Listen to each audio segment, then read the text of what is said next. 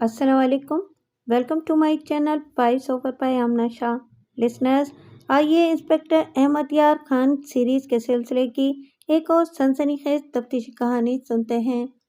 एक सुबह जब अभी सूरज तुलू भी नहीं हुआ था कि मेरे थाने से एक कांस्टेबल ये इतला लेकर आया कि एक नौजवान की लाश मिली है और उसका नाम नज़ीर मालूम हुआ है। मैं जल्दी जल्दी तैयार होकर थाने गया। रिपोर्ट देने जो आए हुए थे उन सब ने मुझे अस्सलाम वालेकुम कहा और मैंने इसके जवाब में जितनी गालियां याद थीं सुना डाली। अपने बेटे को किससे मरवाया है? मैंने मकतूल के बाप से पूछा। कातिल मलिक साहब, नज़ीर के बाप ने रोते हुए कहा। मुराद खान और उसका बेटा जमाल खान। हुजूर, नंबरदार बोला, वजह तो आपको मालूम है। मैंने नंबरदार को एक ख़ास किस्म की गाली देकर कहा कि मुझे और भी बहुत कुछ मालूम है। मेरे पूछने पर उन्होंने बताया कि लाश उनके गांव से 2 अढ़ाई फर्लांग दूर एक गहरी सी जगह पर पड़ी हुई है। उनके कहने के मुताबिक मकतूल को कुल्हाड़ियों और लाठियों से कत्ल किया गया था। ऐसी रिपोर्ट पर जो कागजी कार्रवाई और रिपोर्ट देने वाले से जो पूछगछ करनी होती है वो मैंने की। इस सिलसिले का कुछ काम मुहर्रिर हेड कांस्टेबल के सुपुर्द किया और मैं मौका वारदात को चल पड़ा। मैं बड़ी तेजी से वहां तक पहुंचा। मुझे खतरा यह नजर आ रहा था कि तमाशाई और मकतूल के रिश्तेदार खुरे मिटा देंगे। खोजी की तरफ मैंने एक कांस्टेबल को भेज दिया था। मैंने जब जमीन पर खून में लथपथ लाश को पड़े देखा तो उस पर झुका। लाश पीठ के बल पड़ी थी। मुझे महसूस हुआ कि लाश के सीने से कमीज हिली है। फौरन ही ख्याल आया कि हवा से हिली होगी।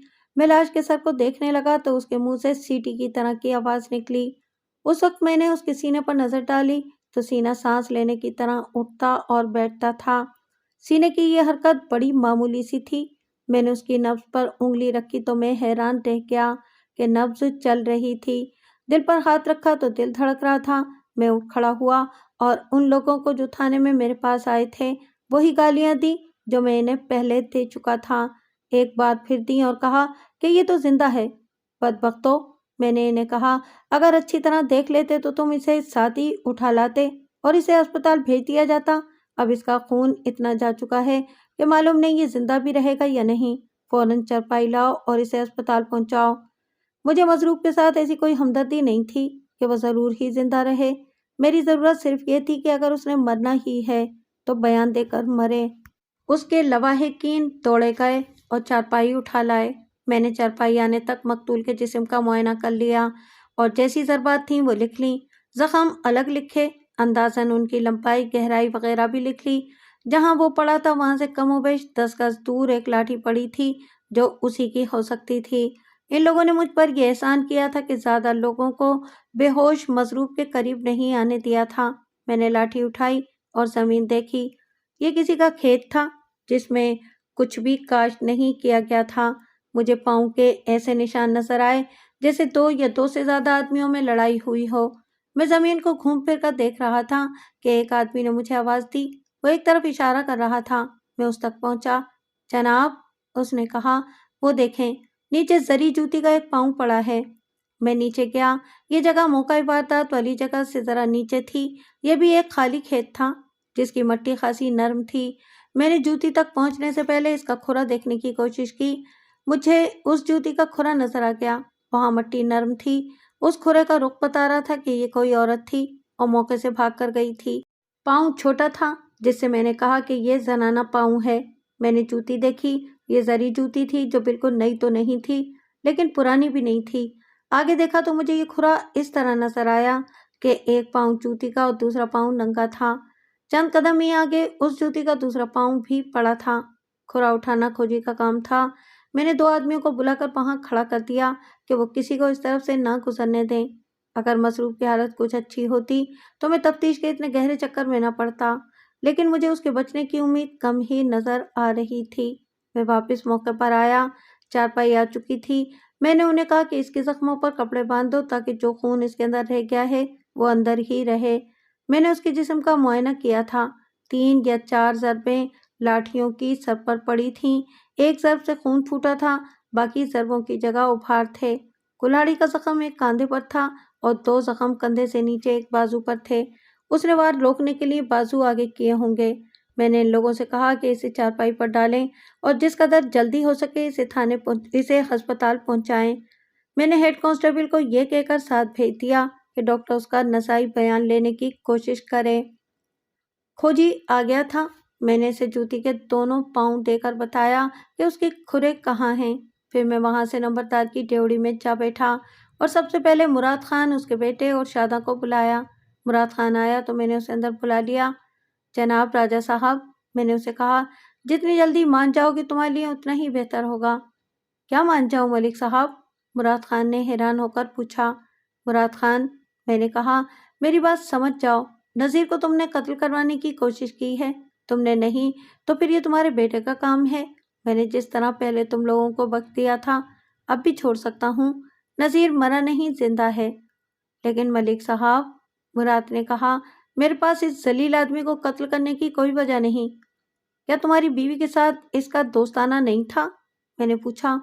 وہ تو جس روز پتہ چلا تھا ملک صاحب، مراد خان نے کہا، اس سے 2 روز بعد میں نے اس بدکار لڑکی کو طلاق دے دی تھی۔ اگر قتل ہی کرنا تھا تو میں اس خوبصورت چڑیل کو قتل کرتا جس نے مجھے دھوکہ دیا تھا، لیکن میں نے قتل کی سوچی ہی نہیں تھی، کیونکہ ہم سب نے آپ کے ساتھ وعدہ کیا تھا کہ دشمنی عداوت ختم کر دیں گے۔ اگر قتل کرنا ہوتا تو میں اتنا لمبا انتظار نہ کرتا۔ باہر جا کر بیٹھو، میں نے کہا، اور ٹھنڈے دل سے سوچو، پھر مجھے بتاؤ، اگر پھانسی چڑھنا ہے تو بھی بتا دینا۔ اسے باہر بھیج کر میں نے اس کے بیٹے جمال خان کو بلایا۔ اس سے بھی یہی کچھ پوچھا اور اس نے بھی اپنے باپ جیسے جواب دیے۔ اگر میں نے قتل کرنا ہوتا تو اپنے باپ کو قتل کرتا، اس نے کہا۔ اصل قصوروار میرا باپ ہے۔ اس بڑھاپے میں اس نے جوان لڑکی کے ساتھ شادی کر لی اور اپنی بیٹی کو، اس بیوی کو خوش کرنے کے لیے دشمنوں کے گھر بیاہ دیا۔ سچی بات یہ ہے ملک صاحب کہ میں نے باپ کے ساتھ تعلق ہی توڑ لیا تھا۔ اس شخص نے سارے خاندان کی اور اپنی ذات کی بے عزتی کرائی ہے۔ میں کچھ نہیں کہہ سکتا، اس نے جواب دیا، میں اپنی قسم کھا سکتا ہوں۔ کیا تمہیں یہ شک نہیں کہ نذیر پر یہ قاتلانہ حملہ تمہارے باپ نے کرایا ہے؟ جمال بھائی، میں نے کہا، تھانے دار قسموں کو نہیں مانا کرتے۔ اگر یہ کام تمہارا ہے تو بے خوف ہو کر بتا دو، نذیر زندہ ہے، یہ 302 کا کیس نہیں بنے گا۔ بتا دو اور میں وعدہ کرتا ہوں کہ مقدمہ نہیں بناؤں گا۔ اس نے مجھے یقین دلانے کی بہت کوشش کی کہ اس کا اس واردات کے ساتھ کوئی تعلق نہیں۔ میں نے اس پر مزید زور نہ دیا کہ وہ جرم کا اقبال کر لے۔ یہ میرا اپنا طریقہ تفتیش تھا۔ میں مشتبہوں کو ابھی سونگھ رہا تھا۔ پختہ شک انہی پر تھا، لیکن ان کی یہ بات بھی قابل غور تھی کہ یہ قتل جیسی سنگین واردات کرنا چاہتے تو بہت پہلے کر چکے ہوتے۔ ایسے قتل فوری اشتعال کے تحت فوراً ہو جاتے ہیں، اور ایسے قتل اس وجہ سے کیے جاتے ہیں کہ لوگ بغیرت نہ کہیں۔ میں ان لوگوں کی نفسیات دیکھ رہا تھا۔ زری جوتی ایک ثبوت تھا کہ اس واردات میں ایک عورت بھی موجود تھی، اور یہ شاداں ہی ہو سکتی تھی، کیونکہ نذیر کے مراسم شاداں کے ساتھ چل رہے تھے۔ میں نے شاداں کو بھی بلایا ہوا تھا۔ اس کے ساتھ بات کرنے سے پہلے مجھے خیال آیا کہ نذیر کے ساتھ کسی اور عورت کے تعلقات بھی تو ہو سکتے ہیں۔ ہو سکتا تھا کہ اس عورت کے خاوند یا گھر کے مردوں نے انہیں موقع پر پکڑ لیا ہو۔ عورت بھاگ گئی اور نذیر مارا گیا۔ میں نے جمال خان کو باہر بیٹھنے کو کہا اور شاداں کو اندر بلایا۔ اس نے پہلی حرکت یہ کی کہ ڈیوڑی کا دروازہ جو میں نے کھلا رکھا تھا اس نے بند کیا، اور اس طرح مسکراتی ہوئی میرے پاس آ کر بیٹھ گئی جیسے میں نے اسے اپنا دل پشوری کرنے کے لیے بلایا ہو۔ اس کے چہرے پر گھبراہٹ تھی، نہ ہی ڈر کے آثار تھے۔ شاداں میرے سامنے بیٹھ گئی تو میں نے کہا، شاداں، نذیر کے ساتھ کون تھی؟ کیا وہ تم نہیں تھی؟ کہاں؟ اس نے حیران ہو کر پوچھا۔ میں اس کے ساتھ کہاں تھی؟ جہاں وہ بدکار بے ہوش پڑا تھا۔ میں نے غصے کے لہجے میں کہا، دیکھ شاداں، سچ بتا دے، میں تجھ پر شک تو نہیں کرتا کہ اسے تو نے مارا ہے، مجھے یہ بتا دے کہ وہ کون تھے۔ سچ تو بتا رہی ہوں تھانے دار جی، اس نے کہا، میں نے اس کے ساتھ تعلق توڑ لیا تھا۔ کب توڑا تھا؟ میں نے پوچھا، اور کیوں توڑا تھا؟ اتنی بے عزتی اور بدنامی کے بعد میں اس کے ساتھ کیسے تعلق قائم رکھ سکتی تھی؟ اس نے کہا، ماں نے مجھ پر پہرا لگا دیا تھا، ادھر میرے شوہر نے بھی مجھے طلاق دے دی تھی۔ آپ گاؤں میں کسی سے پوچھ لیں، میں تو گھر میں قید ہو گئی تھی۔ تمہارے پاس زری کی جوتی ہے؟ اس نے میرے منہ پر نظریں جما دیں۔ اس سے مجھے شک ہوا کہ یہ جوتی اسی کی ہے۔ میرے پاس کوئی زری جوتی نہیں، شاداں نے جواب دیا۔ پھر تم نے جھوٹ بولا، میں نے کہا اور زری جوتی اس کے آگے پھینک دی۔ یہ پہنو۔ اس نے فوراً اپنی جوتی اتار کر پاؤں زری جوتی میں ڈال لیے۔ میرے کہنے پر وہ کھڑی ہو گئی۔ میں نے اٹھ کر اور اس کے پاؤں کے قریب بیٹھ کر دیکھا۔ جوتی تقریباً 1 انگلی کھلی تھی۔ اتنی کھلی جوتی میں کیسے پہن سکتی ہوں؟ اس کھیت میں جہاں سے یہ جوتی ملی تھی ننگے پاؤں کے کھرے بھی تھے۔ میں نے کھوجی کا پتہ کرایا۔ مجھے بتایا گیا کہ کھوجی اپنا کام کر کے ابھی ابھی واپس آیا ہے۔ میں نے اسے اندر بلا کر شادو کے سامنے کہا کہ اس کا کھرا دیکھو۔ کھوجی باہر چلا گیا اور باریک مٹی اٹھا کر لے آیا۔ اس نے یہ مٹی فرش پر رکھ کر پھیلا دی اور شاداں کا ایک پاؤں اس پر رکھوایا۔ کھوجی نے مجھے اشارہ کیا کہ اس لڑکی کو باہر بھیج دو۔ میرے کہنے پر شاداں باہر چلی گئی۔ کھرا ملتا جلتا ہے، کھوجی نے کہا۔ اگر میں یہ کہوں کہ وہاں یہی کھرا تھا تو غلط نہیں ہوگا، لیکن حضور تھوڑا گہرائی میں جائیں تو شک ہوتا ہے۔ کھیت کی مٹی نرم ہے اور اس میں ہلکی لکیریں ہیں، یعنی کہ سیاڑ ہیں۔ عورت دوڑ رہی تھی۔ آپ غور کریں کہ دوڑتا ہوا پاؤں جب زمین پر لگ کر اٹھتا ہے تو ایڑی اٹھتی ہے اور پنجہ ذرا پیچھے کو ہو کر اوپر اٹھتا ہے۔ اس طرح کھرا پوری طرح واضح نہیں ہوتا۔ یہ کھوجی مجھے کھروں کی شناخت کی گہرائی میں لے کر سمجھا رہا تھا کہ یہ کھرا شاداں کا بھی ہو سکتا ہے اور نہیں بھی ہو سکتا، یعنی جہاں تک شاداں کا تعلق ہے تو وہ مشکوک تھا۔ میری ایک عرض مانیں، کھوجی نے کہا۔ اس لڑکی کو شامل تفتیش رکھیں، بلکہ مشتبوں میں رکھیں۔ اسے شامل تفتیش تو رکھنا ہی تھا کیونکہ اس واردات کا باعث یہی لڑکی معلوم ہوتی تھی، لیکن میں آپ کو یہ بھی بتا دوں کہ کھرا کوئی ایسی شہادت نہیں تھی جس پر میں مقدمے کی عمارت کھڑی کر سکتا۔ مجھے تو بڑی ٹھوس شہادت کی ضرورت تھی۔ میں نے کھوجی کو بتایا کہ یہ جوتی اس لڑکی کی نہیں ہو سکتی کیونکہ یہ تو پوری 1 انگل کھلی ہے۔ میرے ذہن پر نظیر سوار تھا۔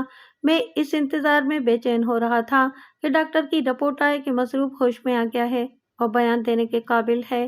رپورٹ آ جانے کی صورت میں میرا کام بڑا آسان ہو جاتا اور تفتیش کا رخ ہی بدل جاتا۔ میں تفتیش یہ سوچ سوچ کر رہا تھا کہ مظلوم مر گیا ہے تو بھی مجھے یہ تفتیش تو کرنی تھی۔ میں وقت ضائع نہیں کرنا چاہتا تھا۔ میں نے نمبردار کو بلایا۔ یہ تو تمہیں معلوم ہے کہ شاداں اور نذیر کے تعلقات تھے؟ ہاں حضور، نمبردار نے جواب دیا۔ یہ کوئی چھپی ہوئی بات نہیں تھی؟ طلاق کے بعد بھی ان کی میل ملاقات چلتی رہی؟ میں نے پوچھا اور کہا، تم جانتے ہو کہ موقع پر ایک عورت کے کھرے پائے گئے ہیں اور یہ جوتی وہاں سے ملی ہے۔ کیا تم شک نہیں کرو گے کہ یہ عورت شاداں کے سوا اور کون ہو سکتی ہے؟ نہیں جناب، نمبردار نے کہا۔ شاداں اب اتنی جرأت نہیں کر سکتی کہ وہ پہلے کی طرح وہی چکر چلائے رکھے۔ طلاق نے اس کا اور اس کی ماں کا دماغ درست کر دیا ہے۔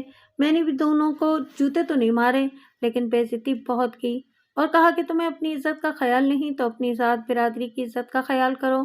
مجھے پورا یقین ہے کہ شاداں نذیر کے ساتھ نہیں گئی تھی۔ تو پھر یہ پتہ چلاؤ۔ میں نے کہا کہ نذیر کا دوستانہ اور کس عورت کے ساتھ تھا؟ نذیر بدمعاش آدمی ہے، نمبردار نے جواب دیا۔ اس کی بیوی شریف عورت ہے، بیچاری چپ چاپ زندگی گزار رہی ہے اور نذیر نے اپنے یارانے لگائے ہوئے ہیں۔ میں کہتا ہوں کہ پتہ کرو کہ ان دنوں اس کا دوستانہ کس کے ساتھ تھا۔ میں نے جھنجھلا کر کہا، اٹھو اور جاؤ اور کچھ کام کر کے دکھاؤ اور ایسے کرنا کہ کھوجی کو میرے پاس بھیج دینا۔ کھوجی آ گیا۔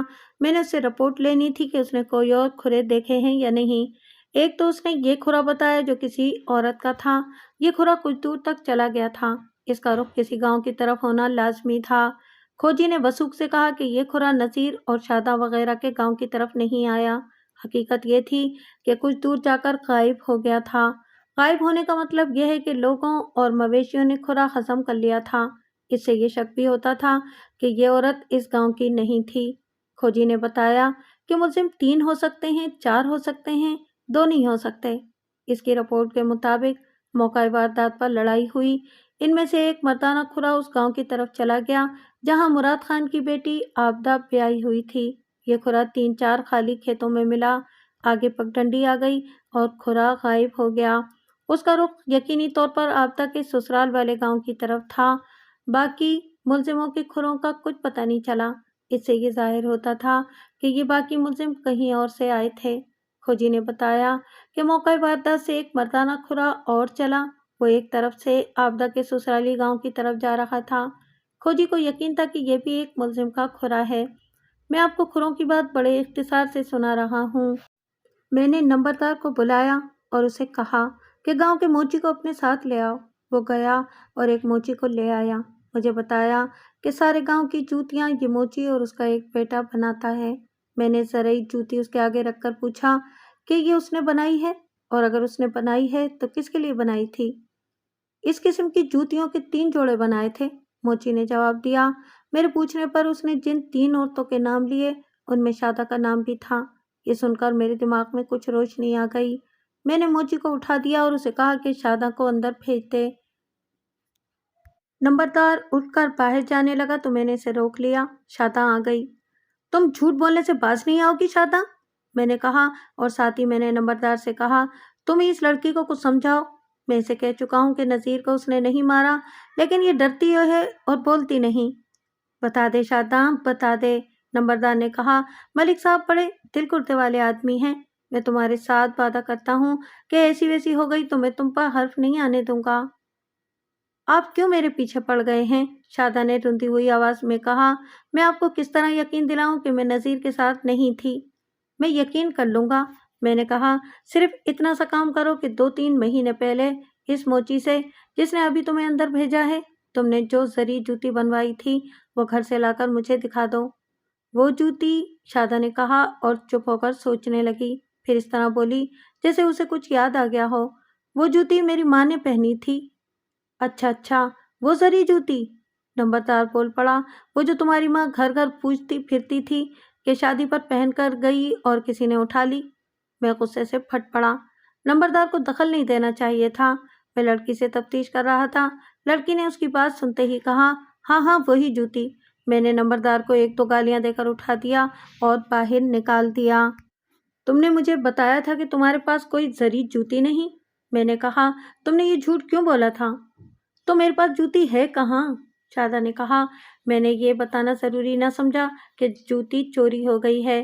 شادہ ہارے ہوئے سے انداز میں میرے سامنے فرش پر بیٹھ گئی اور دونوں ہاتھ میرے زانوں پر رکھ کر بولی، آپ مجھے کیوں تنگ کرتے ہیں؟ اور اس کے ساتھ ہی اس کے آنسو بہنے لگے۔ میں نرم دل آدمی تھا، البتہ مشتبہوں اور ملزموں کے لیے، اور خاص طور پر اس قسم کی عورتوں کے لیے بڑا مضبوط پتھر تھا، لیکن شادہ کے انداز نے اور اس کے آنسوؤں نے مجھے کافی حد تک متاثر کر لیا۔ اگر وہ ایکٹنگ کر رہی تھی تو یہ کامیاب ایکٹنگ تھی۔ میں نے اس پر جو شک کیا تھا اسے پوری طرح ذہن سے نہ اتارا اور شادہ کو شامل تفتیش ہی رکھا، لیکن میرا شک کچھ ڈھیلا پڑ گیا تھا۔ شادہ کی ماں سے شادہ کے جھوٹ اور سچ کا پتہ چلانا ضروری ہو گیا تھا۔ میں نے شادہ سے کہا کہ وہ اطمینان سے باہر بیٹھے، لیکن وہ اٹھنے کا نام ہی نہیں لیتی تھی۔ کبھی اظہار محبت شروع کر دیتی اور کبھی اپنی بے گناہی ثابت کرنے لگتی۔ میں اسے اٹھانے کی کوشش کرتا تھا اور وہ مجھے بڑے خوبصورت جال میں پھانس رہی تھی۔ تھانے دار جی، اس نے کہا، میری محبت کو ٹھوکر مار کر سکھی نہیں رہو گے۔ اگر تمہیں مجھ سے محبت ہوتی تو میرے آگے جھوٹ نہ بولتی، میں نے کہا۔ بڑی مشکل سے میں نے اسے باہر نکالا۔ ایک کانسٹیبل کو بلا کر کہا کہ شادہ کی ماں کو ساتھ لے آئے۔ شادہ کی ماں آ گئی۔ وہ شادہ کی طرح ہی خوبصورت عورت تھی۔ اگر اس نے آج کل کی عورتوں کی طرح میک اپ کر رکھا ہوتا تو وہ شادہ کی ہم عمر لگتی، لیکن اس کے حسن میں معصومیت کی ذرا سی بھی جھلک نہیں تھی۔ اس قسم کے چہروں کو پولیس والے خوب پہچانتے ہیں۔ اس عورت کی آنکھوں کی حرکت بھی بے معنی نہیں لگتی تھی۔ اسے دیکھتے ہی میں سمجھ گیا کہ یہ نچانے والی عورت ہے۔ اس نے آتے ہی مظلومیت سے پر لہجے میں پوچھا کہ میں نے اس کی بیٹی کو کس جرم میں بٹھایا ہوا ہے؟ اصل جرم تمہارا ہے، میں نے کہا۔ تمہاری بیٹی نے جو جرم کیا ہے وہ بھی تمہارا ہے۔ وہ کچھ کہنے لگی تو میں بول پڑا، زبان بند رکھ چڑیل، تو نے اپنی بیٹی کو دوسروں کا کھلونا بنایا ہوا ہے۔ مجھے صرف یہ بتا دے کہ شادہ کی زری جوتی کہاں ہے؟ اگر گھر میں ہے تو جا کے لے آ۔ وہ تو معلوم نہیں کس کے گھر میں ہے، اس نے کہا۔ گاؤں میں ایک گھر میں شادی تھی، رات کو گئی اور بیٹی کی زری جوتی پہن کر گئی۔ شادی پر ان لوگوں کے بے شمار رشتہ دار آئے ہوئے تھے۔ گاؤں کی بہت سی عورتیں بھی تھیں۔ جوتی اتار کر رکھی اور وہاں سے غائب ہو گئی۔ یہ کب کی بات ہے؟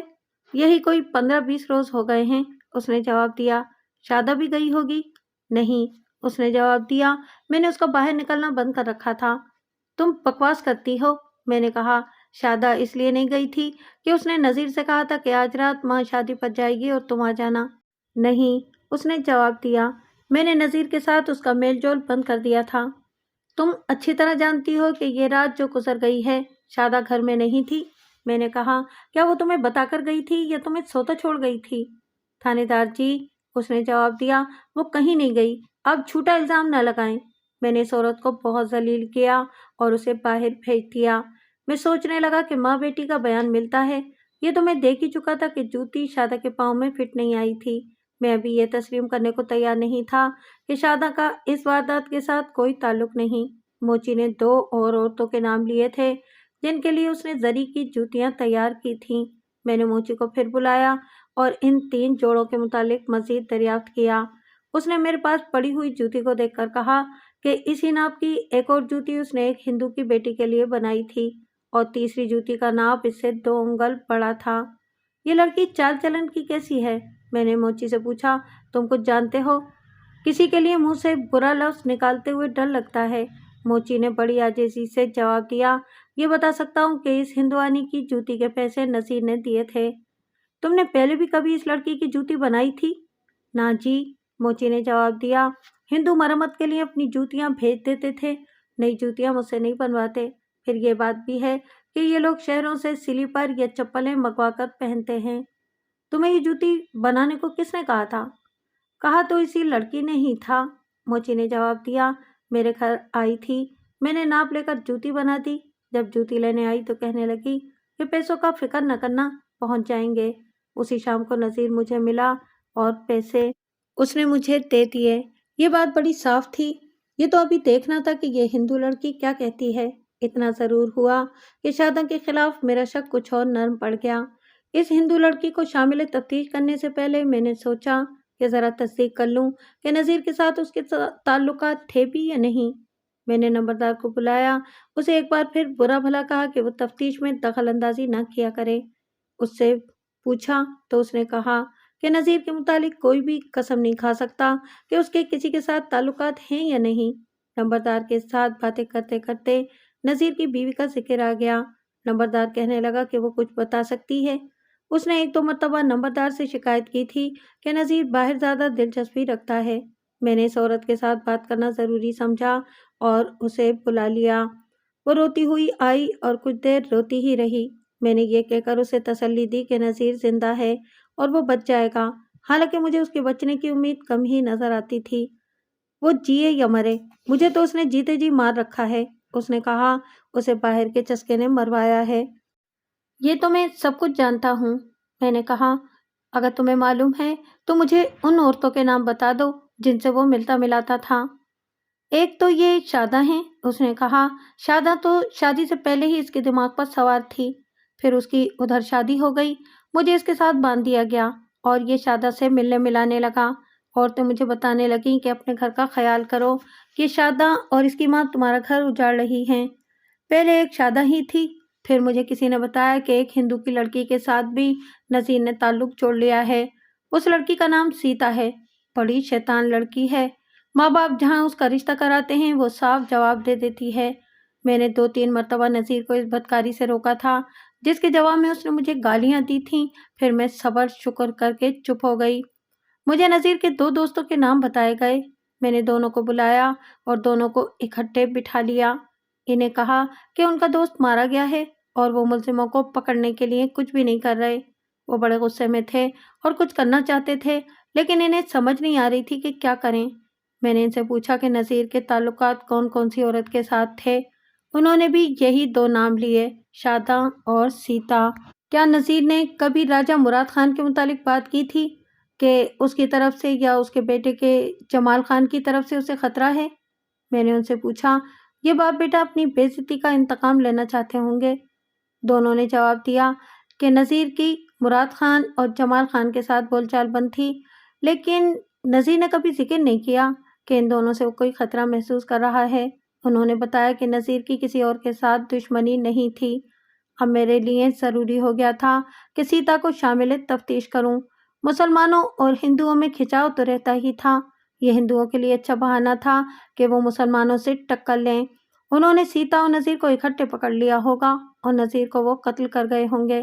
میں نے سیتا کو بلایا تو اس کا باپ بھی 2 سرکردہ ہندوؤں کو ساتھ لے کر آ گیا۔ وہ سیتا کے لیے پریشان تھے۔ میں نے انہیں تسلی دی کہ سیتا کے خلاف کوئی الزام نہیں اور میرے پاس یہ بالکل محفوظ رہے گی۔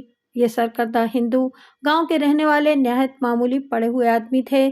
ان کی طرف سے ایسا کوئی خطرہ نہیں تھا کہ میرے خلاف اوپر درخواست بھیج دیں گے کہ میں ان کی بیٹی کو بلا وجہ اپنے پاس بلا کر پریشان کر رہا ہوں۔ انہیں باہر نکالا اور سیتا کو اپنے سامنے بٹھایا۔ وہ بھی شادہ کی طرح خوبصورت لڑکی تھی۔ نذیر نے تمہیں زری جوتی بنوا کر دی تھی؟ میں نے کہا، وہ کہاں ہے؟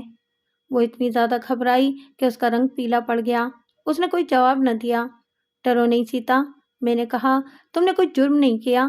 نذیر کے ساتھ تمہارا تعلق جیسا کیسا بھی تھا، مجھے اس پر کوئی اعتراض نہیں۔ چلو مجھے جوتی نہ دکھاؤ، یہ بتا دو کہ رات کو تم اس کے ساتھ تھیں جب 3-4 آدمی آ گئے اور انہوں نے نذیر پر حملہ کر دیا۔ میں اس کے ساتھ نہیں تھی، اس نے کہا۔ زبان اس کا ساتھ نہیں دے رہی تھی۔ پھر اپنی زری جوتی دکھا دو، میں نے کہا۔ گھر میں ہے تو تمہارے باپ سے کہہ کر منگوا لوں گا۔ وہ جوتی میں نے اپنی بڑی بہن کو دے دی تھی، اس نے کہا۔ اس سے منگوا لیتے ہیں، میں نے کہا۔ وہ اپنے خامد کے ساتھ دلی میں ہے، اس نے کہا، اور اس کا خامد وہاں ملازم ہے۔ میں نے زری جوتی جو میرے پاس پڑی تھی اس کے آگے کر کے کہا کہ وہ جوتی پہنے۔ اس نے پہنی تو یہ اسے فٹ آ گئی۔ کھوجی کو بلا کر کہا کہ سیتا کا کھرا دیکھے۔ اس نے مٹی لا کر اس پر کھرا دیکھا تو کہنے لگا کہ یہ کھرا موقع واردات والے کھرے سے ملتا ہے۔ سیتا پر میرا شک پکا ہو گیا۔ جوتی کے متعلق اس نے جھوٹ بولا تھا کہ اپنی بڑی بہن کو دے دی تھی۔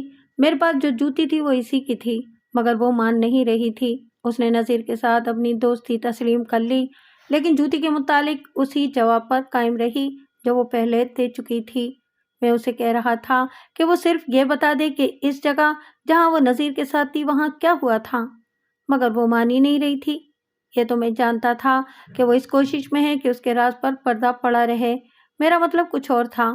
مجھے اس کی عزت کا نہیں، اپنی ڈیوٹی اور اپنی نوکری کا خیال تھا۔ میں نے اسے کہا کہ میں اس کے باپ، بھائیوں اور ماں سے کہتا ہوں کہ وہ اسے اصل بات اگلوائیں۔ اس نے ہاتھ جوڑ دیے، پھر میری ضد دیکھ کر اس نے میرے پاؤں پکڑ لیے۔ میں نے پھر اپنا سوال دہرایا تو اس نے اپنے مذہب کی اور اپنے بھائیوں کی قسمیں کھا کر کہا کہ وہ نذیر کے ساتھ نہیں تھی۔ اس نے یہ بھی بتا دیا کہ نذیر کے ساتھ اس کی کہاں کہاں ملاقات ہو چکی ہے اور ہر ملاقات میں کیا ہوا تھا، لیکن اس آخری ملاقات کو وہ نہیں مان رہی تھی۔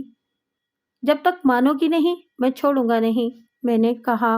تمہیں تھانے لے جاؤں گا، وہاں حوالات میں بیٹھی رہنا۔ اس کے لیے یہ دھمکی معمولی نہیں تھی۔ اس کی جو حالت ہو رہی تھی وہ میں بیان نہیں کر سکتا۔ آخر اس نے وہی حرکت کی جو شادہ میرے ساتھ کر چکی تھی، اور سروس میں ایسی کئی جوان لڑکیوں نے میرے ساتھ یہ حرکت کی تھی۔ اس ہندو لڑکی نے اپنا آپ مجھے پیش کر دیا۔ حقیقت یہ ہے کہ یہ لڑکی بڑی ہی دلکش اور قیمتی تحفہ تھی۔ پھر جس اشتعال انگیز انداز سے اس نے اپنا تحفہ مجھے پیش کیا، اسے ٹھکرانے کے لیے فولاد جیسے مضبوط دل کی ضرورت تھی۔ میں اس وقت جوان تھا۔ آج بھی اللہ تبارک و تعالیٰ کا شکر ادا کرتا ہوں کہ اس ذات باری نے مجھے اتنی طاقت عطا کی تھی کہ میں شیطان کا اتنا کاری اور زبردست وار بچا گیا۔ یہ تو زیر اور زبر کا فرق ہوتا ہے۔ جس طرح زندگی اور موت ساتھ ساتھ چلتی ہیں، اسی طرح گناہ بھی انسان کے ساتھ ساتھ چلتا ہے۔ بال برابر فرق ہوتا ہے۔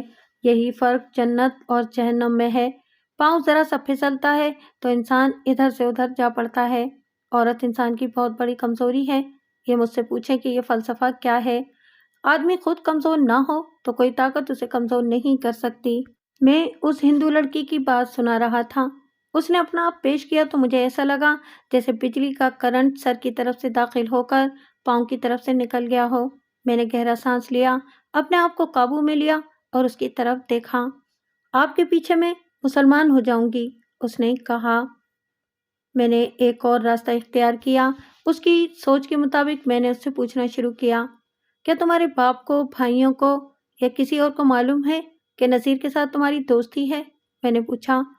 گھر میں مجھے کبھی کسی نے اس معاملے میں کچھ نہیں کہا، اس نے جواب دیا۔ اس سے یہی ظاہر ہوتا ہے کہ انہیں معلوم نہیں۔ ہندوؤں یا سکھوں میں سے کسی عورت یا آدمی نے تمہیں کبھی کچھ کہا تھا؟ میں نے پوچھا، اور اسے کہا، تمہارے دل میں نذیر کی محبت ہے، اسی لیے تم نے اپنی آبرو بھی اسے دے دی ہے۔ کیا تم نہیں چاہتی کہ نذیر کو جس نے مارا ہے اسے سزا ملے؟ چاہتی تو میں یہی ہوں، اس نے کہا، لیکن بدنامی سے ڈرتی ہوں، ہر کسی کو پتہ چل جائے گا۔ کسی کو پتہ نہیں چلے گا، میں نے کہا۔ تم بات کرو، پہلے یہ بتاؤ کہ نذیر سے پہلے تمہاری دوستی کس کے ساتھ تھی؟ दो चार और चिकनी चुपड़ी और प्यार मोहब्बत की बातें की तो उसने कुछ बातें बताईं। नज़ीर से पहले उसकी दोस्ती एक नौजवान हिंदू के साथ थी। तुमने उसकी दोस्ती छोड़ दी थी तो उसने तुम्हें कुछ कहा होगा। उसमें इतनी जानी नहीं थी। उसने कहा, बड़ा खूबसूरत लड़का है लेकिन लड़कियों जैसा है। दो आदमी और हैं जो मेरे साथ दोस्ती लगाना चाहते थे। उसने एक सिख का और एक हिंदू का नाम लिया और कहने लगी कि दोनों पक्के बदमाश हैं। मैंने सवाल जवाब किए तो उसने बताया कि दोनों ने उसे कहा था कि मुसलमान नज़ीर की दोस्ती से बाज आ जाए। सीता ने दोनों को साफ जवाब दिया तो उन्होंने उसे एक ही जैसी धमकी दी कि वो उसे भी और नज़ीर को भी गायब कर देंगे। मैंने फिर इसे कहा कि वो मान जाए कि गुज़िश्ता रात वो नज़ीर के साथ थी। वो न मानी। अब उसने ये बात बताई कि उसने ऐसा खतरा कभी मोल नहीं लिया था कि घर वालों को सोता छोड़कर नज़ीर के बुलाने पर चली जाती। शाम के खाने के बाद वो 3-4 लड़कियों के साथ खेतों की तरफ सैर सपाटे के लिए जाया करती थी और अगर नज़ीर आ जाता तो लड़कियों में से खिसक कर ज़रा उधर चली जाती थी। उसने पहले भी मुझे ऐसी कुछ मुलाकातें सुनाई थीं।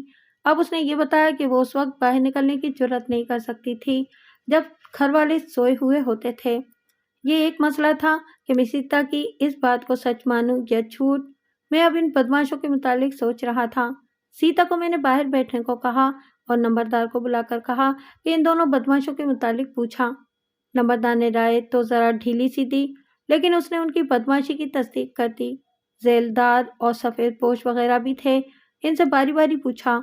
उन्होंने मुझे इन दोनों की बदमाशी के ज़्यादा किस्से सुनाए। मैंने महसूस किया कि नंबरदार ने मुझे बहुत कम बताया था। नंबरदार की इन दोनों के साथ दोस्ती तो नहीं? मैंने सेलदार, सफ़ेद पोश और मोअज़्ज़िज़ किस्म के मुखबिरों से पूछा। जवाब मिला कि नंबरदार के साथ उनकी गहरी दोस्ती है। इन लोगों ने नंबरदार के मुतालिक कुछ और बातें भी बताईं। उन्होंने ये भी बताया कि नंबरदार शादा के घर भी जाता है। मैंने नंबरदार के खिलाफ ये और कुछ और बातें जहन में रखीं। ये गलत भी हो सकती थीं क्योंकि ये लोग एक दूसरे के खिलाफ बोलते रहते थे। ज़ाहिरी तौर पर एक दूसरे के दोस्त होते थे। अगर मैं ये कह देता कि नंबरदार शरीफ आदमी है तो ये लोग मुझे उसकी शराफत की कहानियाँ सुना देते। इतना तो मैं जानता था कि नंबरदार शरीफ लोग नहीं हुआ करते थे। शाम हो गई थी। कस्बे के अस्पताल से एक कांस्टेबल ये खबर लेकर आया कि नज़ीर न सिर्फ बच गया है बल्कि होश में भी आ गया है, लेकिन बोलता नहीं। मैंने इसे दहशत का और सर की चोटों का असर समझा। डॉक्टर ने ताज़ा खून मांगा था। नज़ीर के कई रिश्तेदार और बिरादरी के आदमी अस्पताल में मौजूद थे। उन्होंने खून देना शुरू कर दिया था। नज़ीर के जिस्म से बहुत ज़्यादा खून निकल गया था। वो जवान और तंदुरुस्त आदमी था, इसलिए जिंदा रहा। इस खबर से मुझे इत्मीनान हुआ। मुझे उम्मीद थी कि खून के बाद वो कुछ वक्त बाद या ज़्यादा से ज़्यादा सुबह होने तक बोलने के काबिल हो जाएगा। मैंने वहाँ से डेरा समेटा और अपने थाने को रवाना हो गया। वो एक पूरी फौज थी जिसे मैं अपने साथ ले जा रहा था। ये सब मुश्तबे थे और वो लोग जिनसे कुछ पूछने की ज़रूरत पड़ सकती थी। इनमें शादा, उसकी माँ और सीता भी थीं। इनमें वो दो बदमाश भी थे जिनमें एक हिंदू था और एक सिख। मैं इन सब के आगे रवाना हुआ। मैं घोड़ी पर था, सीधा अस्पताल गया और डॉक्टर से मिला। वो बहुत मेहनत कर रहा था। वो हिंदू था। वदयानाथ शर्मा उसका नाम था। उसने ज़रबों और ज़ख्मों की तफसीलात सुनाई जो तकरीबन वही थी जो मैं पहले सुना चुका हूँ। मुझे एक खतरा नजर आ रहा है, डॉक्टर शर्मा ने कहा। ये बोल नहीं रहा। मैं इसके साथ बात करता हूँ तो मेरे मुंह की तरफ देखता रहता है। इसकी माँ को, बाप को, बीवी को, उसके दोनों बच्चों को बारी बारी इसके करीब खड़ा किया, लेकिन ऐसे लगा जैसे उसने किसी को भी नहीं पहचाना। मैं अभी कुछ कह नहीं सकता। इसे होश में आए अभी 1.5-2 घंटे ही हुए हैं। कल तक सही सूरत हाल सामने आ जाएगी। ऐसा तो नहीं कि इसकी याददाश्त खत्म हो गई हो। मैं याददाश्त की ही बात कर रहा हूँ, डॉक्टर शर्मा ने जवाब दिया। सर की ज़रबें शदीद हैं। मेरा ख्याल है कि दिमाग मजरूह हो गया है। इसका इलाज, अगर ऐसी सूरत हुई तो सिविल सर्जन के पास भेज दूंगा। डॉक्टर ने कहा, डिस्ट्रिक्ट सिविल अस्पताल में शायद कुछ इलाज हो जाए, लेकिन इसका कोई इलाज नहीं। वक्त के साथ साथ शायद बेहतरी हो जाए, लेकिन ज़रूरी नहीं कि ऐसा होगा। इसे खून काफ़ी मिल चुका है। कल तक देख लें। जो ही ये बोलने के काबिल हुआ मैं आपको बुला लूँगा। मैं थाने चला गया और दिल में ये दुआ करता गया कि मजरूब बोलने और समझने के काबिल हो जाए। थाने जाते ही सिख और हिंदू बदमाश को बारी बारी बुलाया और उनसे एक ही जैसे सवाल किए। انہوں نے بتایا کہ سیتا کو انہوں نے پھانسنے کی کوشش کی تھی لیکن وہ ان کے ہاتھ نہ آئی۔ دونوں نے بتایا کہ انہیں معلوم تھا کہ اس نے نذیر کے ساتھ دوستی لگا رکھی ہے۔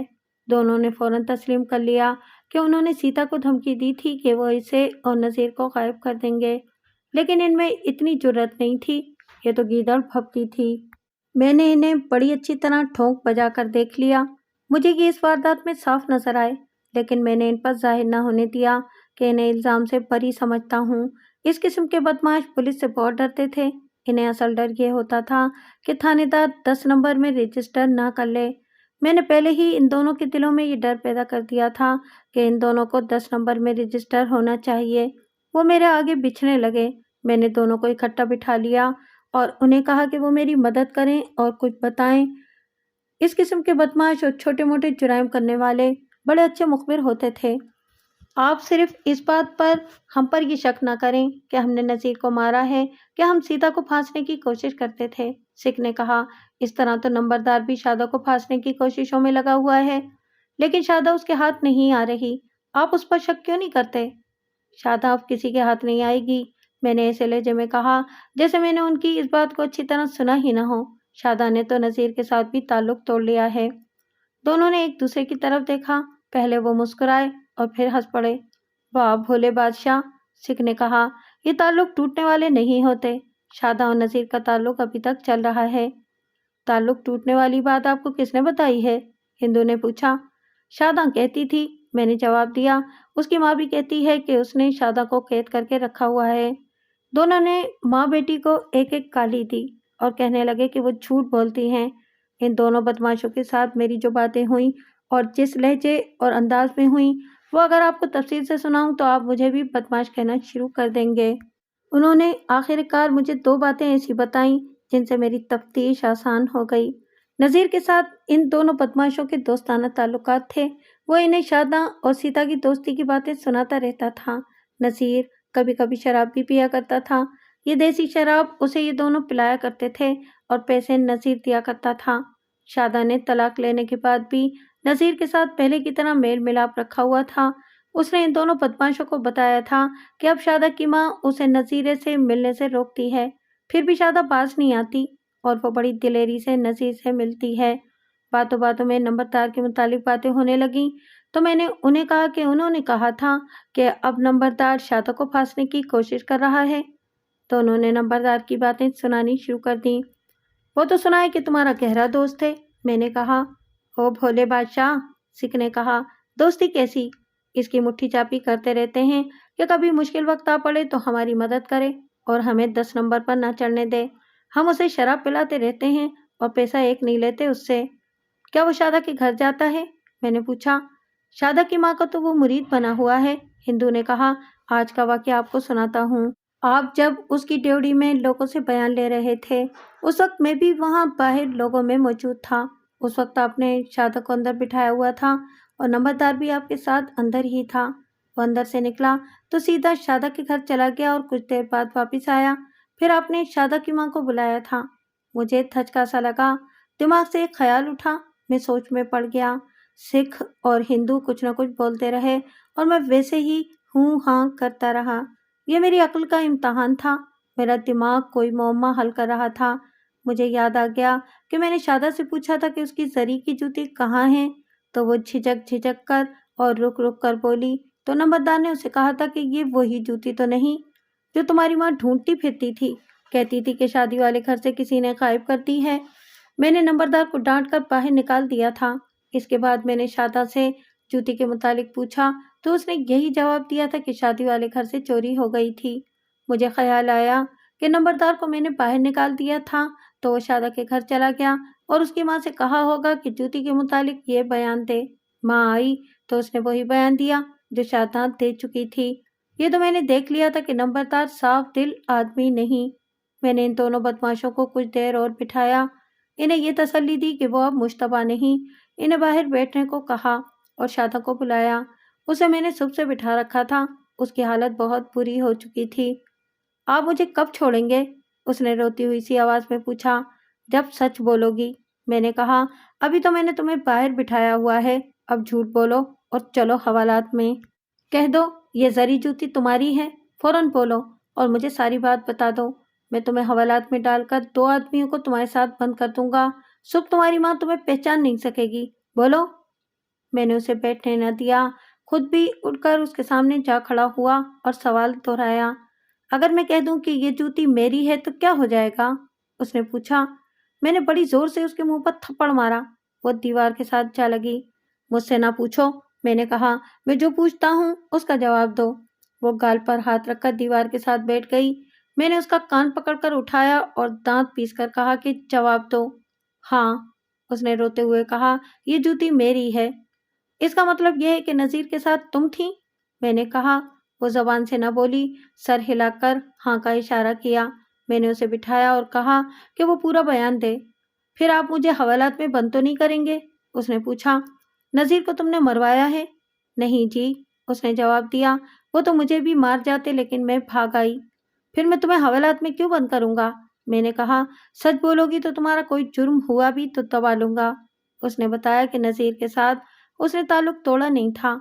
माँ उसे रोकती थी। गुज़िश्ता रात वो माँ को सोता छोड़कर निकल गई थी। दिन को नज़ीर ने उसे वहाँ आने को कहा था। वो जरी जूती पहनकर गई थी। मेरे पूछने पर उसने जूती खुली होने की वजह ये बताई थी कि ये जूती ज्यादातर उसकी माँ पहनती थी। जूती थोड़ी सी खुली थी। शादा ने मुझे साफ बता दिया कि मैंने जब उसे जूती पहनने को कहा था तो उसने जूती में पाँव बहुत आगे कर दिया था। इस तरह जूती उससे दुगनी खुली नजर आती थी जितनी असल में खुली थी। नज़ीर रास्ते में खड़ा था। चांदनी रात थी लेकिन बादल छाए हुए थे, इसलिए चांदनी मध्यम हो गई थी। नज़ीर को देखकर वो सब खतरे भूल गई और उसके साथ वहां तक पहुंच गई जो मौका वारदात बन गया था। दोनों गहरी जगह उतर गए। ये एक खाली खेत था। एक जगह दोनों रुक गए और इन्हें 3 आदमी आते दिखाई दिए। नज़ीर के पास लाठी थी। उसने शादा से कहा कि ये आदमी गुजर गए तो ठीक है और अगर इन्होंने गड़बड़ की तो शादा उसके पीछे हो जाए। वो आदमी सीधे उनकी तरफ आ रहे थे। उनके चेहरे पहचाने नहीं जाते थे। उन्होंने चेहरों पर पगड़ियां लपेट रखी थीं। शादा नज़ीर के पीछे हो गई। उठा लो लड़की को, इन आदमियों में से एक ने कहा, और ले चलो। आगे आओ भाइयों, नज़ीर ने लाठी तान कर कहा।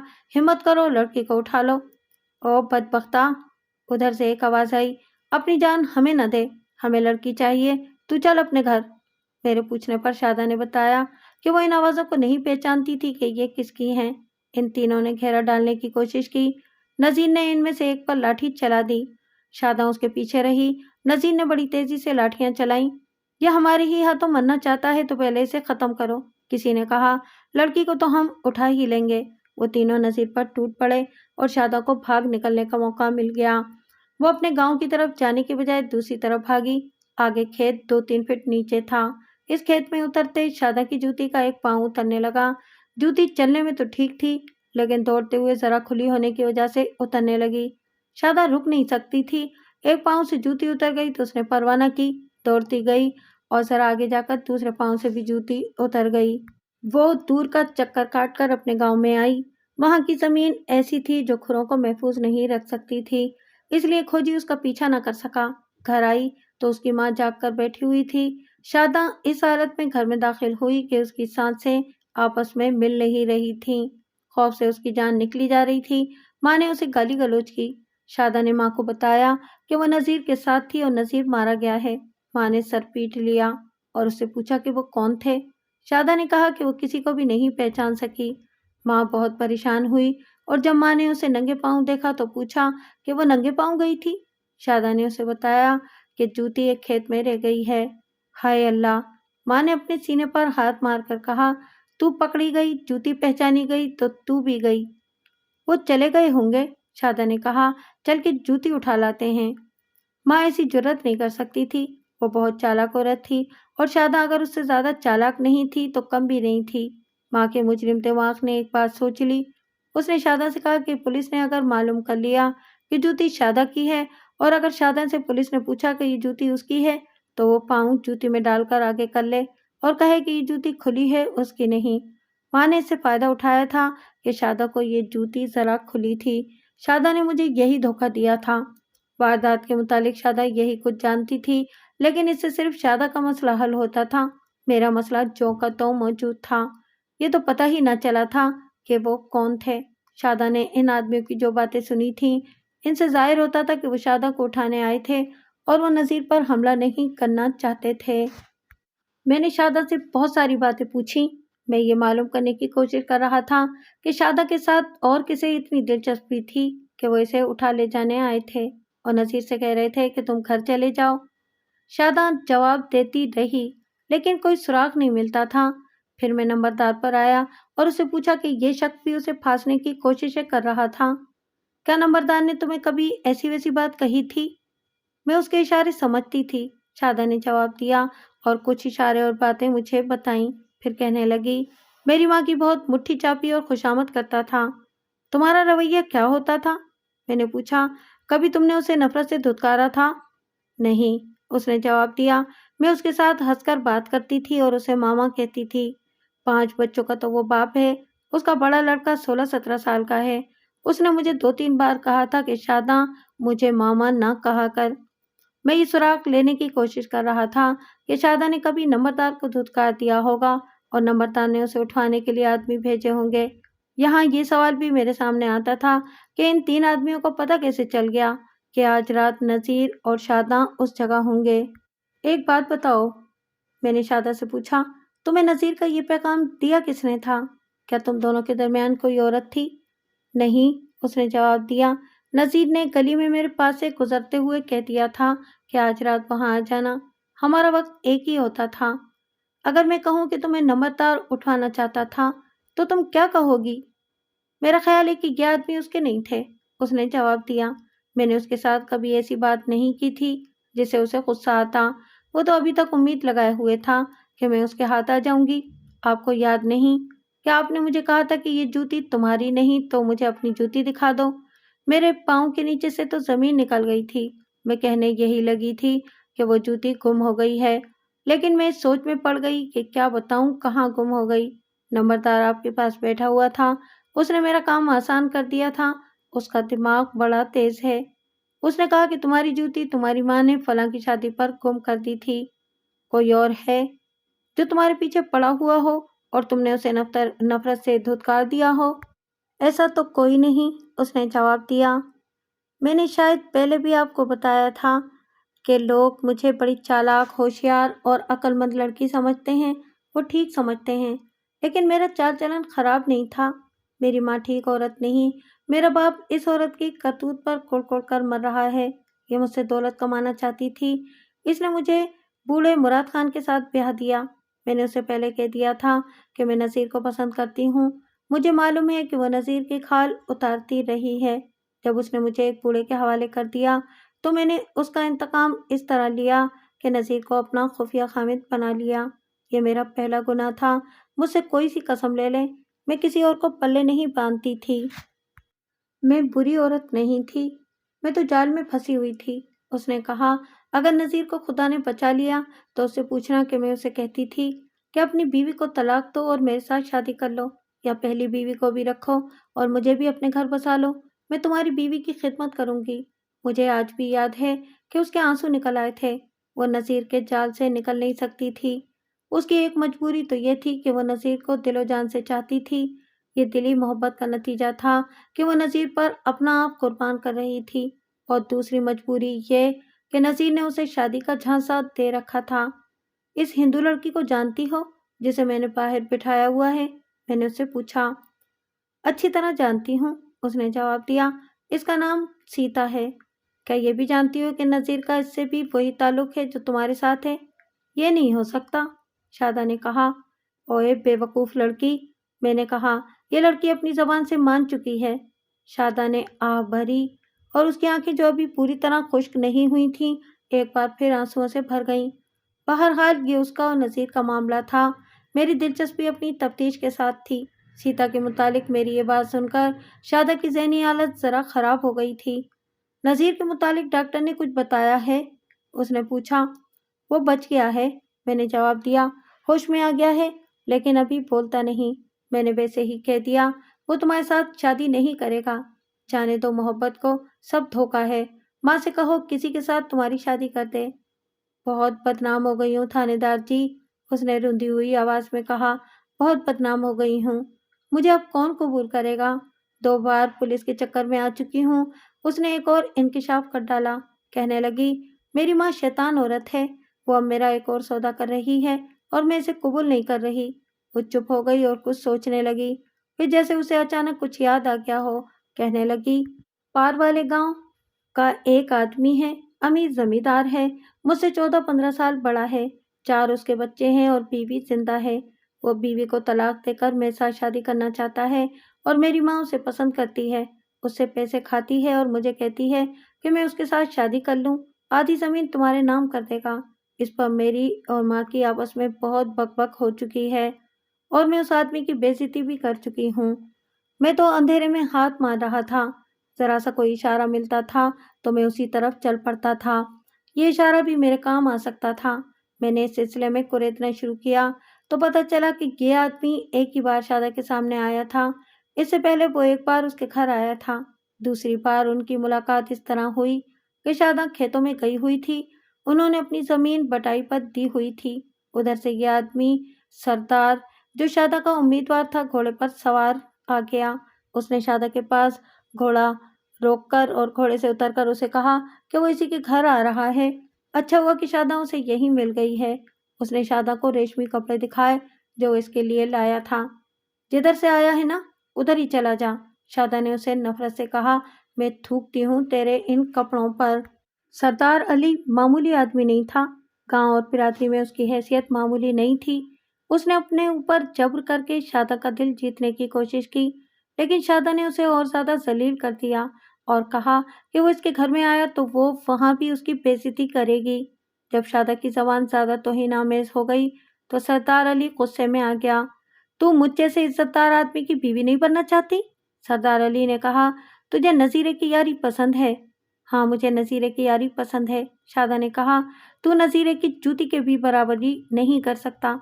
जा, मेरी माँ के साथ शादी कर ले। न तू जमीन के तख्ते पर नजर आएगी, न तेरा नसीरा, सरदार अली ने कहा और घोड़े पर सवार होकर बोला, अपने आप को भी और उसे भी बचा कर रखना। ये कब की बात है? मैंने पूछा। 3-4 रोज हो गए हैं, शादा ने जवाब दिया। सरदार अली मेरा एक और मुश्तबा बन गया। मुझे ये भी मालूम करना था कि सरदार अली आदमी कैसा है। थानेदार जी, शादा ने भिखारियों के लहजे में कहा, अब मैं आपको ये नहीं कहूंगी कि मुझे छोड़ दें, मुझे जेल खाने में भेज दें, उम्र कैद दिला दें। मेरी किस्मत में जवान औलाद वाले बूढ़े ही लिखे हुए हैं और दिल का प्यार भी धोखा ही है, तो इस दुनिया में रहकर करना क्या है? मेरे पास इन जज्बाती बातों का वक्त नहीं था। मैंने कांस्टेबल को इस ड्यूटी पर लगा रखा था कि हर 3 घंटे बाद अस्पताल जाकर नजीरे की रिपोर्ट ले और मुझे बताए। एक और रिपोर्ट मिली कि वो होश में है लेकिन बोलता नहीं। दूसरी रिपोर्ट मिली कि गहरी नींद सोया हुआ है। डॉक्टर ने यह भी कह दिया था कि अब ये खतरे से बाहर है। मैंने एएसआई को बुलाकर कहा कि सरदार अली के गांव के नंबरदार और चौकीदार को थाने बुलवाए। शादा को मैंने बाहर भेज दिया और उसकी माँ को बुलाया। उसने आते ही मजलूमियत की एक्टिंग की और जो मैंने उसका हाल किया वो मैं नहीं बताऊंगा। इस औरत को देखकर मेरे वजूद में आग लग गई। एक तरफ ये नंबरदार को खा रही थी, दूसरी तरफ सरदार अली को बेटी देने का वादा करके उससे खा रही थी।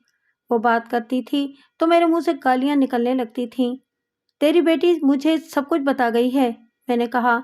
तो जिस तरह नंबरदार को और पार वाले सरदार अली को खा रही है और जूती के मुतालिक तूने और तेरी बेटी ने जो झूठ बोला था वो भी बता गई है।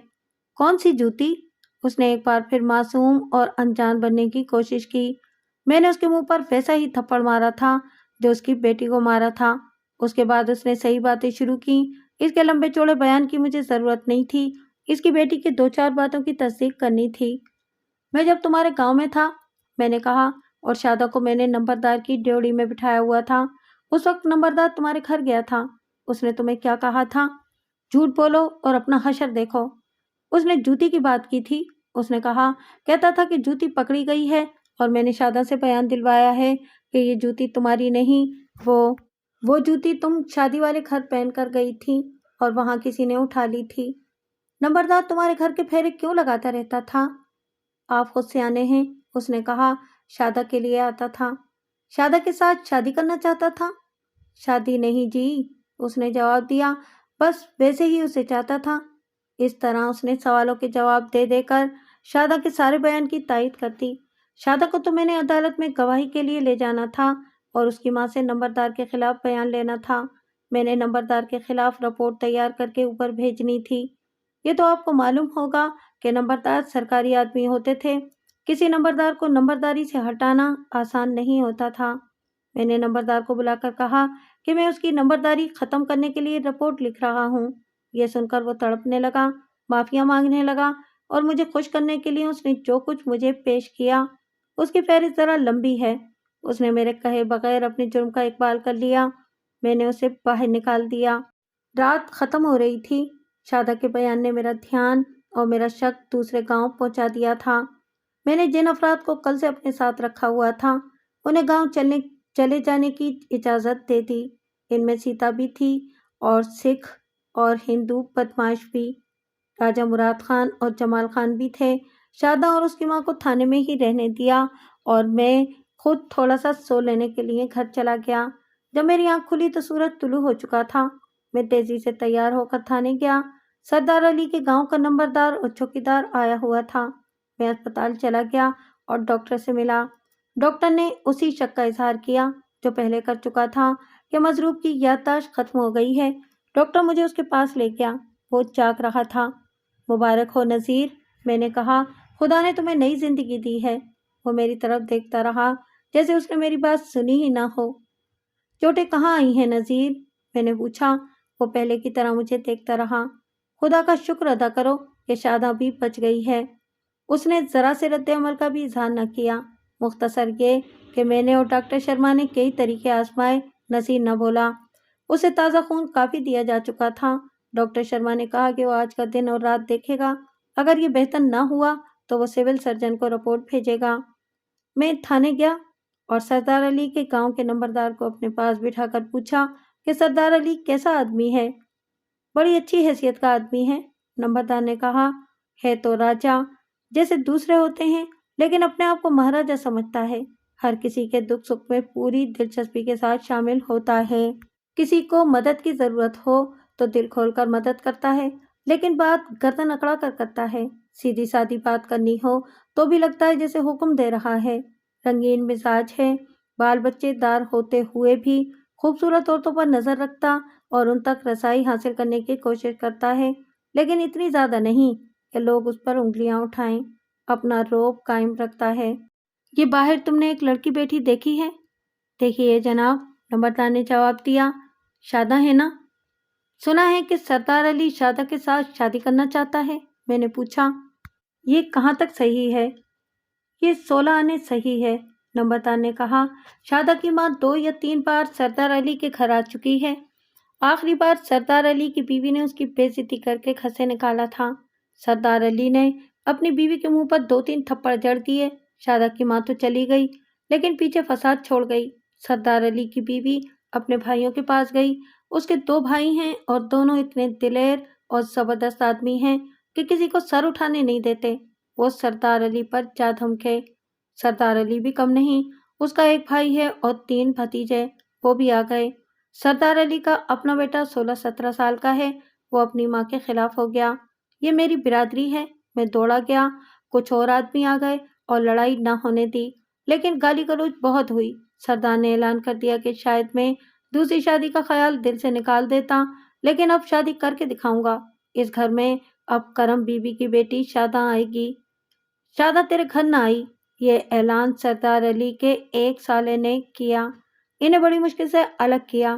میں نے اور میرے 1 بھائی نے رات کو سردار علی کے گھر جا کر اسے سمجھانے کی کوشش کی کہ اپنی عمر دیکھے اور اپنی اولاد کا کچھ خیال کرے، لیکن اس نے ایک نہ سنی۔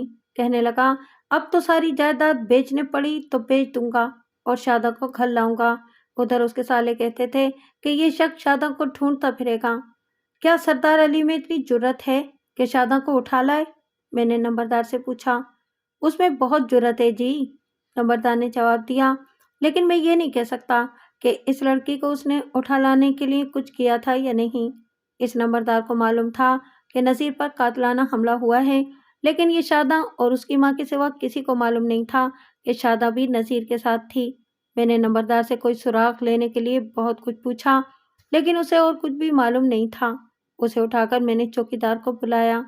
مجھے یہ خیال بھی آتا تھا کہ سردار علی اور اس کے سسرالی نمبردار کی برادری کے ہیں، اس لیے وہ منہ سے کوئی ایسی بات نہیں نکالے گا جو اس کے اپنے آدمیوں کے خلاف جاتی ہو۔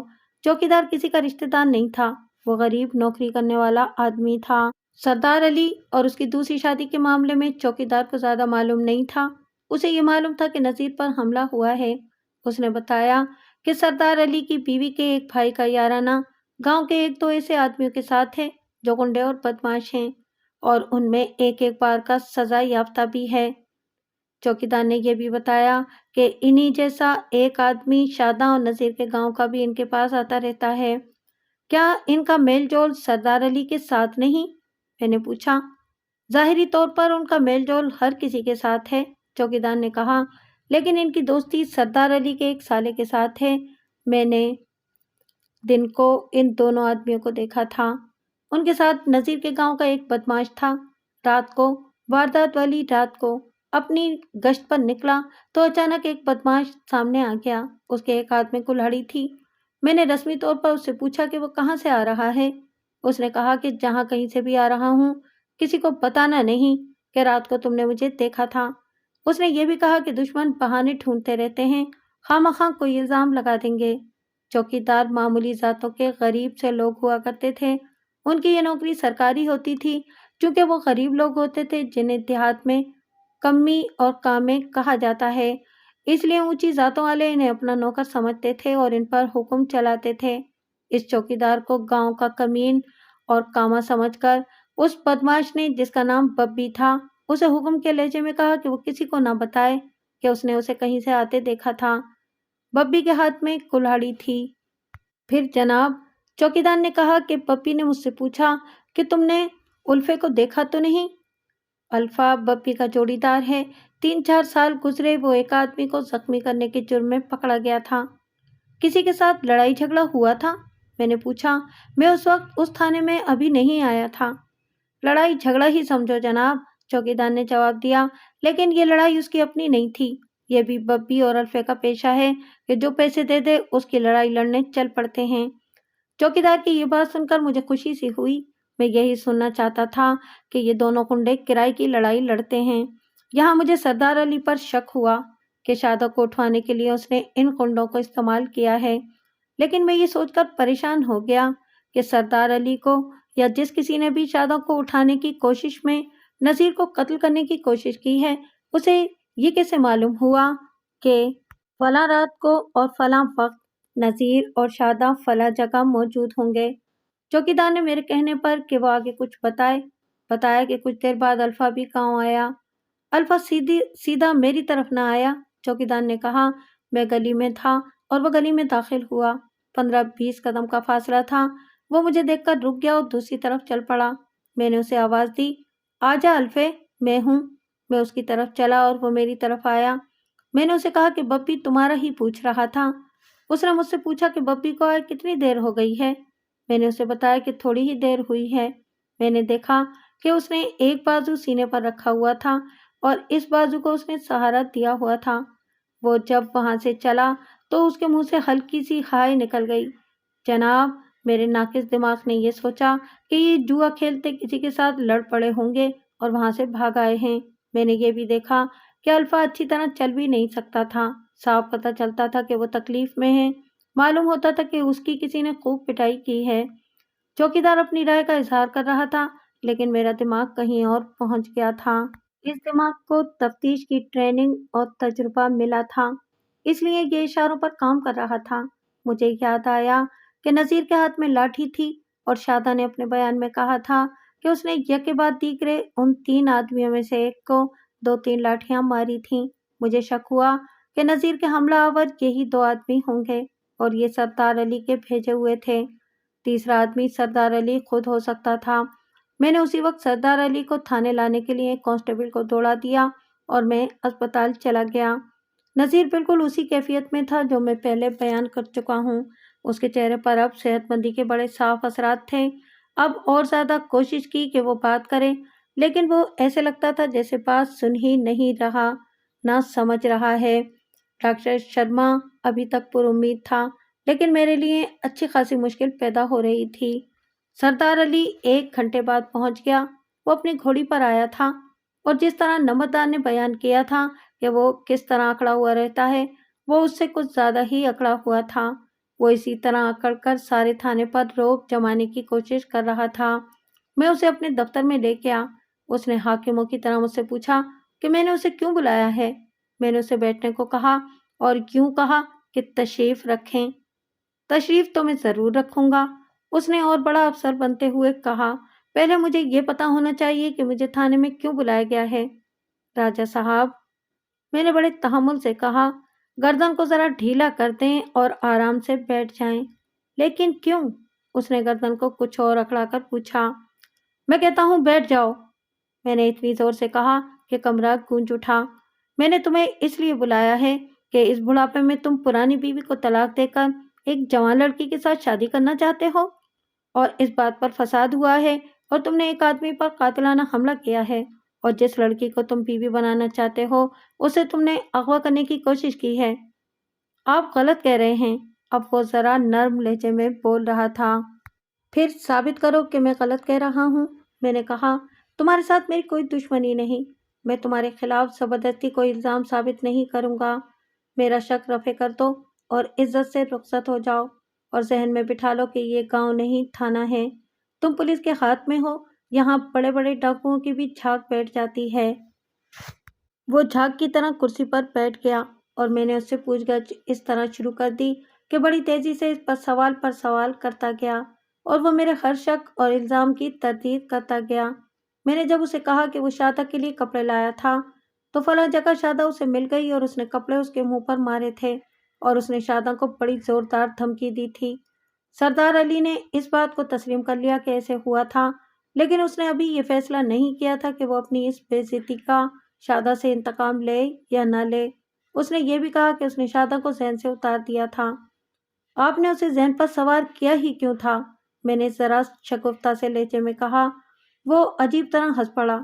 اس طرح وہ لوگ ہنسا کرتے ہیں جن میں عقل کی ذرا کمی ہوتی ہے اور وہ وقتی سے جوش میں آ جایا کرتے ہیں۔ یہ لڑکی میرے دل کو بالکل اسی طرح اچھی لگی تھی جس طرح ایک گھوڑی آپ کو اچھی لگے تو آپ پہلی گھوڑی بیچ کر نئی گھوڑی خرید لیں۔ اس نے بڑی بے تکلفی کے لہجے میں جواب دیا۔ یہ لڑکی میرے دل پر اس طرح قابض ہو گئی کہ میری عقل پر بھی اس کا قبضہ ہو گیا۔ وہ شگفتہ موڈ میں آ گیا تھا لیکن اچانک سنجیدہ ہو گیا اور بولا، آپ نے مجھ پر یہ شک کس بنا پر کیا ہے کہ میں نے شادہ کو اغوا کرنے کی کوشش کی ہے اور اس کے یار پر قاتلانہ حملہ کیا ہے؟ مجھے تو اب بھی معلوم نہیں کہ نذیر پر کہاں قاتلانہ حملہ ہوا ہے اور اس لڑکی کو کہاں سے اغوا کرنے کی کوشش کی گئی ہے۔ بپی اور الفا آپ کے دوست نہیں؟ میں نے پوچھا۔ وہ یکلخت کرسی پر سیدھا ہو گیا اور میز پر دونوں کوہنیاں رکھ کر میری طرف جھکا۔ کیا بپی اور الفا اس واردات میں شامل تھے؟ اس نے پوچھا۔ ہاں، میں نے جواب دیا۔ مجھے ابھی شک تھا لیکن میں یقین کے لہجے میں بولا، وہ دونوں اس واردات میں شامل تھے۔ پھر آپ میرے سالوں کو پکڑیں، اس نے پیچھے ہٹتے ہوئے میز پر ہاتھ مار کر کہا۔ یہ دونوں شخص میرے چھوٹے سالے کے گہرے یار ہیں۔ کچھ دن ہوئے میں نے ان کی بہن یعنی اپنی بیوی کو مارا پیٹا تھا تو اس کی شکایت پر دونوں مجھے مارنے کے لیے آ گئے تھے۔ اس کے بعد میں نے 2-3 دفعہ دیکھا کہ میرا چھوٹا سالہ بپی اور الفے کے ساتھ گھوم پھر رہا ہے۔ ایک آدمی نے، جس بیچارے کی گاؤں میں کوئی ایسی بڑی حیثیت نہیں ہے، ایک روز میرے پاس آیا اور میرے کان میں کہا کہ ان لوگوں کی نیت ٹھیک نہیں، ان سے بچ کے رہنا۔ اس آدمی کو آپ تھانے لا سکتے ہیں؟ کیوں نہیں؟ اس نے جواب دیا، آپ ابھی اپنا آدمی بھیجیں اور وہ آئے گا۔ سردار علی نے بڑی تفصیل سے اپنی اکڑفوں اور حماقتوں کا اعتراف کیا اور اپنے سالوں اور سسرال کے متعلق بتایا کہ وہ ہمیشہ اس کے سر پر سوار رہنے کی کوشش کرتے رہے ہیں۔ مختصر یہ کہ اس نے بہت سی دلیلیں دے کر مجھے بہت حد تک قائل کر لیا کہ یہ واردات اس کے سالوں نے یا چھوٹے سالے نے کرائی ہے اور وہ صرف شادہ کو غائب کر کے سردار علی کے منہ پر ہاتھ پھیرنا چاہتے ہیں۔ میں نے ہیڈ کانسٹیبل اور ایک کانسٹیبل سے کہا کہ میری اور سردار علی کی گھوڑیاں لے کر فوراً سردار علی کے گاؤں جائیں اور اس کے دونوں سالوں کو اور بپی اور الفے کو اس طرح ساتھ لائیں کہ وہ راستے میں ایک دوسرے کے ساتھ کوئی بات نہ کر سکیں۔ سردار علی کو میں نے کانسٹیبلوں کی بارک میں بٹھا دیا۔ سردار علی کے دونوں سالے بپی اور الفا 1.5-2 گھنٹے بعد اس طرح تھانے میں داخل ہوئے کہ پہلے یہ دونوں کنڈے آئے اور 10-15 منٹ بعد ہیڈ کانسٹیبل کے ساتھ دونوں سالے آئے۔ میں نے دیکھا کہ الفا کا بازو اس کے سینے پر تھا اور اس نے ایک ہاتھ سے اس بازو کو سہارا دیا ہوا تھا۔ اس کے سر پر پگڑی کی بجائے کپڑا لپٹا ہوا تھا۔ میں سب سے پہلے اسے دفتر میں لے گیا اور دروازہ بند کر دیا۔ الفے، میں نے اسے بینچ پر بٹھا کر کہا، تم سزا یافتہ ہو اور میرے سامنے پہلی بار آئے ہو۔ تمہارا ریکارڈ میرے پاس موجود ہے، لیکن تم مجھے شاید جانتے نہیں۔ میں تمہیں نصیحت کرتا ہوں کہ ایک ہی بار سچ کہہ دو۔ حکم حضور، اس نے فدویوں کی طرح کہا، ایک رتی جھوٹ نہیں بولوں گا۔ اس نے کرتا پہنا ہوا تھا۔ میں نے اس کے اس بازو کی آستین پیچھے کی جسے اس نے سینے پر رکھ کر دوسرے ہاتھ کا سہارا دیا ہوا تھا۔ بازو پر کلائی سے کندھے تک کپڑا لپٹا ہوا تھا اور کپڑے پر پیلے پیلے نشان تھے جو ہلدی کے معلوم ہوتے تھے۔ اس دور میں لوگ اسی قسم کی چیزیں علاج معالجے کے لیے استعمال کرتے تھے۔ اور کہاں کہاں چوٹیں آئی ہیں؟ میں نے پوچھا۔ رات اندھیرے میں ایسا پاؤں پھسلا کہ میں پتھروں پر جا پڑا، اس نے مظلوم سے لہجے میں کہا۔ میں اس کے ساتھ زیادہ سوال جواب نہیں کرنا چاہتا تھا۔ میں نے اسے کہا کہ سر سے کپڑا اور جسم سے قمیص اتار دو۔ اس نے کچھ دیر میرے منہ کی طرف دیکھ کر کپڑا اور قمیص اتار دیے۔ اس کا سر باریک مشین سے منڈا ہوا تھا، سر پر اچھی خاصی ضرب کا نشان تھا۔ کیا تمہارے سر پر اس وقت پگڑی نہیں تھی؟ میں نے اس سے پوچھا، یا تم یہ سمجھے تھے کہ نذیر خالی ہاتھ ہوگا؟ اس نے چونک کر میرے منہ کی طرف دیکھا۔ میں نے اپنے ہاتھ سے اس کے بازو سے کپڑا کھول کر فرش پر پھینک دیا۔ لاٹھیاں ایک ہی بازو پر روکتے رہے ہو؟ میں نے پوچھا، اور سر پر لاٹھی کھا کر تم گرے نہیں؟ اس کی تو جیسے زبان ہی بند ہو گئی تھی۔ میں نے ہوا میں ایک تیر چھوڑا۔ الفے، میں نے بڑے اطمینان سے کہا، میں کوئی جادوگر تو نہیں ہوں کہ تھانے میں بیٹھے مجھے اپنے آپ ہی اصل حقیقت معلوم ہو گئی ہو۔ نذیر بچ گیا ہے اور وہ رات کو ہی ہوش میں آ گیا تھا۔ اس نے تینوں میں سے صرف تمہیں پہچانا تھا، اس لیے میں نے تمہیں پہلی بات یہ کہی ہے کہ ایک ہی بار سچ بول دو۔ اگر سچ مجھے بولنا پڑا تو تمہاری سزا بھی عدالت میں جائے گی اور سزا دگنی دلاؤں گا۔ اس نے سر جھکا لیا۔ میں سمجھ گیا کہ وہ اپنے جرم کا اقبال کرنے کے مرحلے میں داخل ہو گیا ہے اور اب اسے میری حوصلہ افزائی اور معافی کے جھوٹے سچے وعدوں کی ضرورت ہے۔ میں نے بڑی پیاری پیاری باتیں کر کے اس کی یہ ضرورت پوری کر دی۔ اس نے وعدہ ماف گواہ بننے کی خواہش کا اظہار کیا۔ میں نے بے ایمان تھانے داروں کی طرح پکا وعدہ کیا کہ اسے وعدہ ماف گواہ بنا لیا ہے۔ اس نے بیان دینا شروع کر دیا۔ سب سے پہلے اس نے یہ انکشاف کیا کہ یہ واردات سردار علی کے چھوٹے سالے نے کرائی ہے، لیکن وہ خود ساتھ نہیں تھا۔ پھر تیسرا آدمی کون تھا؟ اس نے شادہ کے گاؤں کے آدمی کا نام لیا جو ذات کا کمہار اور کبڈی کا بڑا مشہور کھلاڑی تھا۔ الفے کے کہنے کے مطابق وہ الفے اور ببی کا اور سردار علی کے سالے ابرار کا دوست تھا۔ اکٹھے پیتے اور جوا بھی کھیلتے تھے۔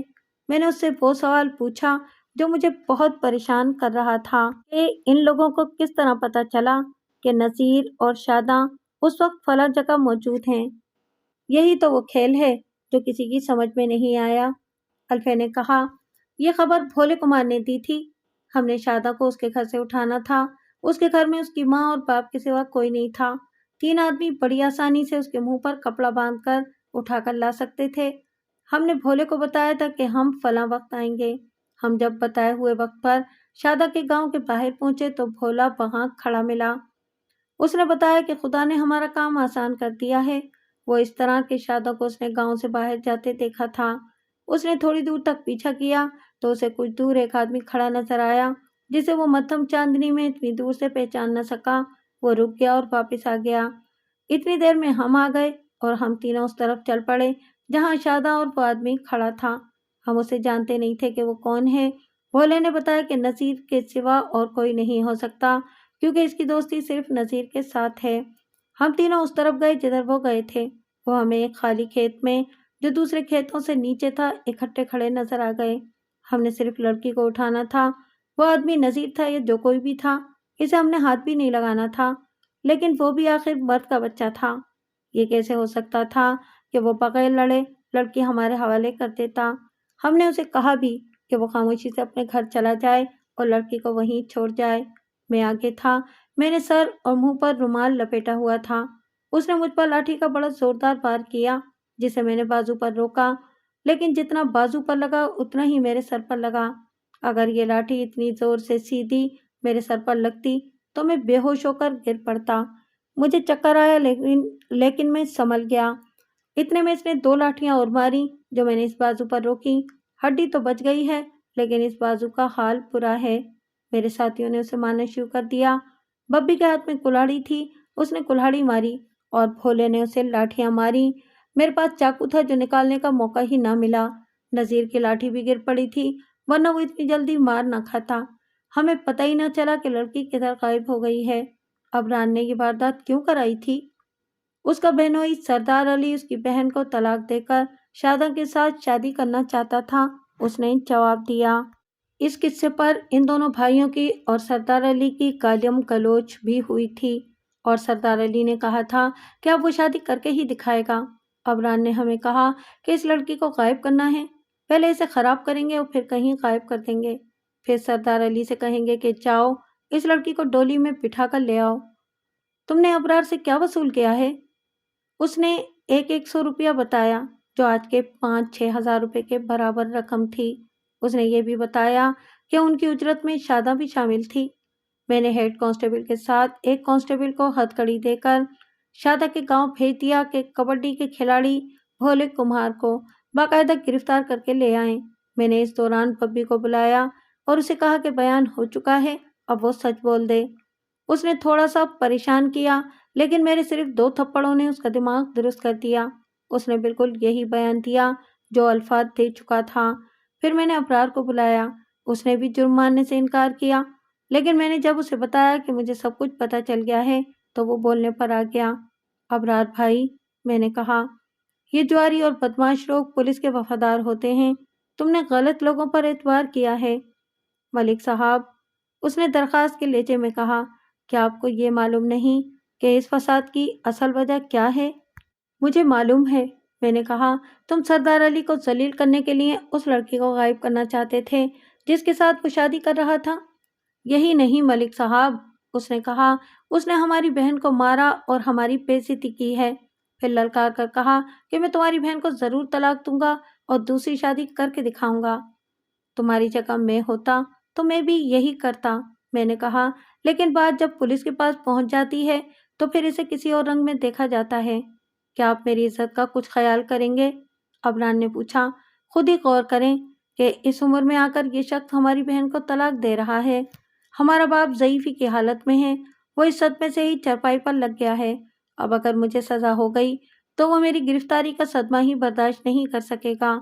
اس نے اسی طرح کی اور بھی بہت سی جذباتی باتیں کی جن سے میں متاثر بھی ہوا، لیکن میں اسے بخش نہیں سکتا تھا کیونکہ اس نے اس لڑکی کو اغوا کرنے کی کوشش کی تھی جس کا کوئی قصور نہیں تھا، اور اس آدمی کو قتل کرنے کی کوشش کی گئی تھی جو ان لوگوں کا مجرم نہیں تھا۔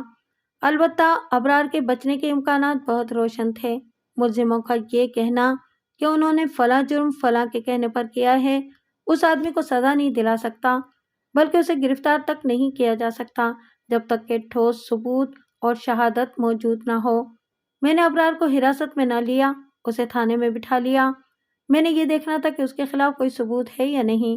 اس نے انکار نہیں کیا کہ اس نے یہ واردات کرائی ہے، لیکن یہ بھی اسے گرفتار کرنے کے لیے ناکافی تھا۔ کچھ دیر بعد شادہ کے گاؤں کا بھولا بھی ہتھکڑیوں میں بندھا ہوا آ گیا۔ میں نے ہتھکڑی کھلوا کر اسے اپنے پاس بٹھا لیا اور اسے بتایا کہ وہ اقبال جرم کر لے۔